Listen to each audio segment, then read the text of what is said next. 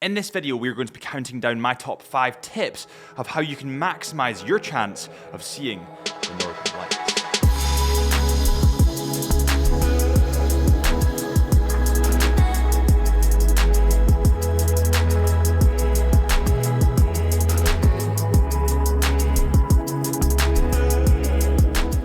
Welcome back to the channel. My name is Harrison and I'm a photographer and videographer located in Scotland. I've worked with some incredible brands over the years, like Canon, like Omega, like Chisholm Hunter, and a lot of the times they want me to capture the Northern Lights. For example, a project recently was with Glashütte Original. They're a luxury watch brand and they wanted me to film the watches under the Northern Lights. Now, there are a couple of tips and tricks that I follow to almost guarantee that I'll see the Northern Lights. So let's count them down today, starting from the least important and working our way up to the most important. Starting at number 5, and this one is going to seem really obvious, but trust me, so many people get this wrong. It's wait for a clear night. If the clouds are covering the sky, you're not going to be able to see the Northern Lights. Now, there have been occasions when I've been out filming or shooting and we've driven around for hours looking for that one gap in the clouds to film the Northern Lights, and we've found it. Sometimes we don't find it, but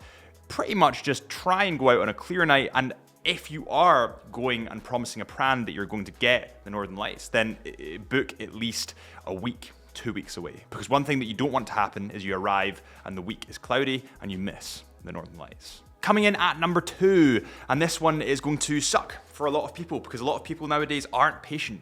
I mean, we live in a world of TikTok, a world of Instagram, but number 2 is be patient. I cannot describe to you the amount of times that I've waited for 2, 3, 4, 5 hours and got absolutely nothing because the Northern Lights are a natural occurrence. They're a natural phenomenon. So you guys need to be patient when waiting for the Northern Lights if you get them ever.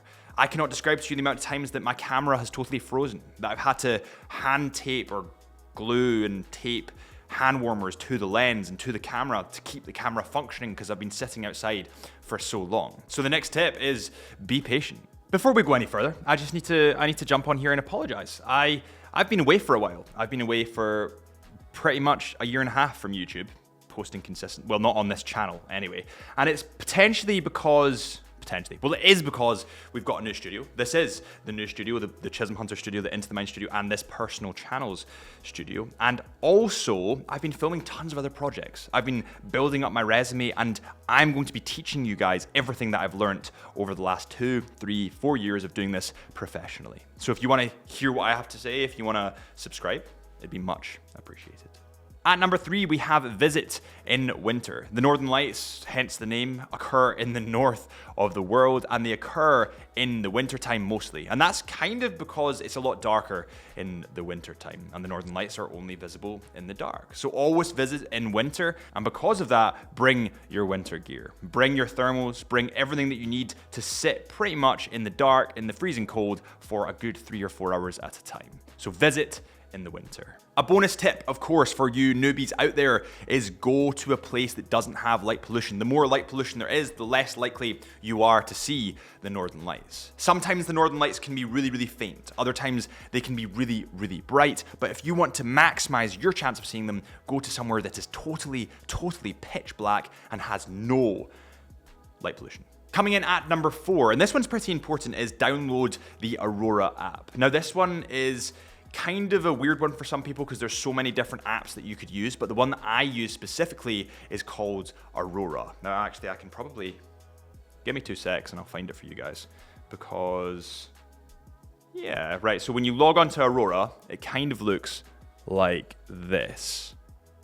And basically what Aurora tells you is the KP index for that day, which is how strong the Northern Lights potentially could be. Remember, they're a natural occurrence, and also the cloud coverage, your chances of seeing them in your area, and it gives you live cams of each area that the Northern Lights are meant to be in at that time. When we were in Finland, we used this a hell of a lot because we were quite near to the place where the live cams were set up. So if the live cams caught the Northern Lights, the odds are that we'd be able to catch the Northern Lights. To be honest, guys, I do delete this app when I come home back to Scotland because it makes me sad that I can't see the Northern Lights from Scotland normally. But when you go to these places, download Aurora. It will really help. And fifth, and finally, this is one of the most important points that I'm going to cover in this video, is do not be scammed by Aurora tours or Northern Light tours. The amount of people that I see going to Iceland, going to Finland, going to Norway and paying 300, 400, 500 pounds for a tour that they could have done themselves for so much cheaper is unbelievable. All these tour companies will do is take you to a place with little to no light pollution and leave you there until you maybe see the Northern Lights. That's it. You could have easily just gone by yourself and tried to catch them by yourself. Normally what I do is hire a car, drive to the middle of nowhere, and hope and pray. Thank you guys so much for watching this video. My name is Harrison, as always, and I hope you like the new studio. And also, I'm so sorry that I've been away for a while. It's been a weird one for me. I've had so much work. I've been building a new studio. There's just been tons of stuff going on. But thank you guys so much for watching. Really hope you enjoyed. Really hope you took something from this. If you did, hit that subscribe button, and I'll see you next time.